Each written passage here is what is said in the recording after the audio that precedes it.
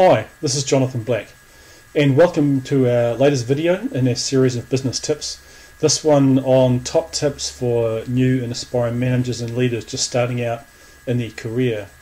And this wee nugget arose from a conversation I had several days ago now.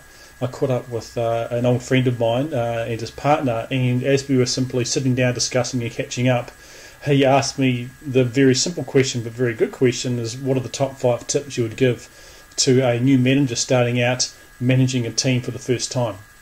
And good series of questions that kind of put me on the spot, but it certainly got me thinking about some of the key tips, strategies that a new leader might need to be aware of as they're starting out and aspiring to leading a team, leading a division, leading a company, maybe being a CEO one day. And so this particular video is really targeted at those who are probably new graduates or maybe those who've been on the shop floor for quite some time. They're stepping up to the supervisory role for the first time, and they really want to take that leadership further and really go towards a management career kind of path. And in no particular order, and very much off the top of my head, because I think that suffices, I'll just list 5 key tips I would give for a new manager in that particular position. There are many out there. I know you could talk to many other speakers and read the material of many other authors. They'll come up with their own. These are simply the top 5 off the top of my head.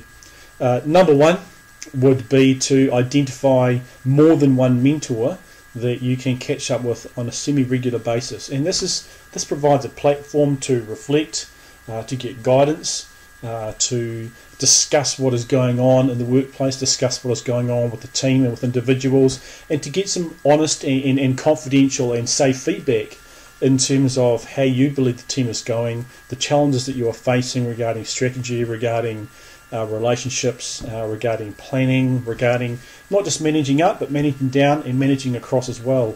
Having really good mentors, and especially those that you catch up with on a semi-regular basis, otherwise there's not a lot of value in terms of having them there, can make a tremendous difference in terms of just getting that opportunity to reflect on how you're doing and what you need to do next, what you can be doing better, and actually what's going okay, despite the fact you may not actually think that it is actually going okay. The second tip I would give to a new manager would be to spend some time really clearly thinking about and reflecting on and identifying what they would believe their top 1 to 3 areas for development would be in terms of knowledge and in terms of skills. So for example, skills might be I struggle to have awkward conversations. Another skill might well be that I struggle to manage conflict effectively. Another skill might be I struggle to present material. I'm terrified of public speaking. A knowledge gap, for example, might well be I lack the technical knowledge in a particular area, and then without acquiring that knowledge, it's affecting my credibility, particularly with key influencers. Another key knowledge area might be in some aspect of operational management or product flow, design, anything else like that. So if we can identify some of these areas of development earlier on, it can make a big difference in terms of what are we working on in a proactive way, rather than reacting to what is actually going on around us in terms of our particular careers. The third tip I would give for a new supervisor, new manager earlier on in their career is to be wary about trying to make too many changes too early. There's a lot of wisdom in the adage to keep your powder dry. In other words, to watch, to wait, to test out the lie of the land, to not expose one's hand for fear that we actually can come across a change we want to implement, an issue we want to address, and actually we don't have all the information. So my recommendation for a new manager, a new leader, if at all possible, would they spend at least 3 to 4 weeks learning. As simple as that, learning. No matter how much they've got to give, spend that time getting to know people, getting to understand product, getting to understand systems, and in particular, getting to understand the culture as well. The fourth key tip I would give to a new manager and a new leader is to learn how to manage relationships, not just down the chain, but also up as well.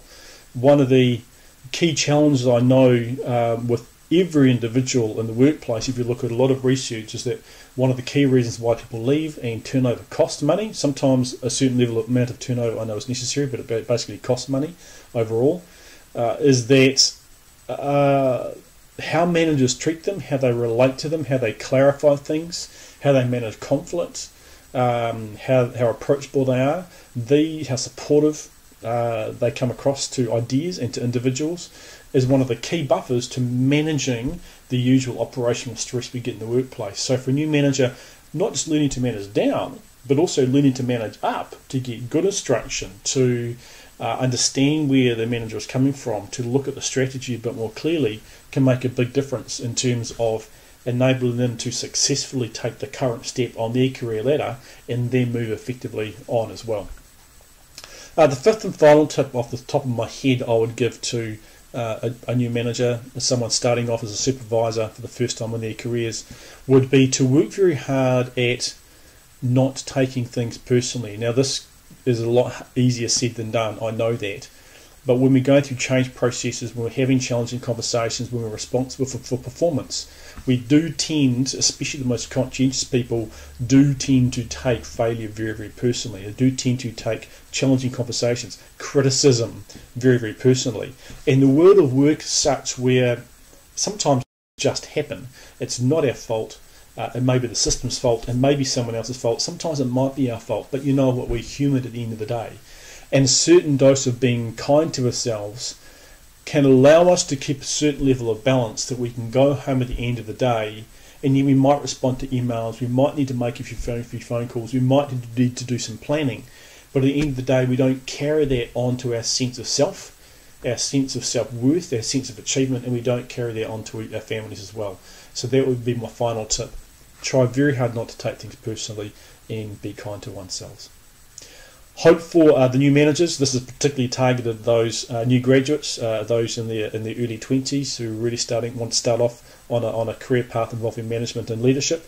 I'm really confident that those key 5 tips are very realistic and very doable for you, and if you can incorporate those into your development plans and your own awareness and evaluation on a regular basis, you'll get a really good start in your careers.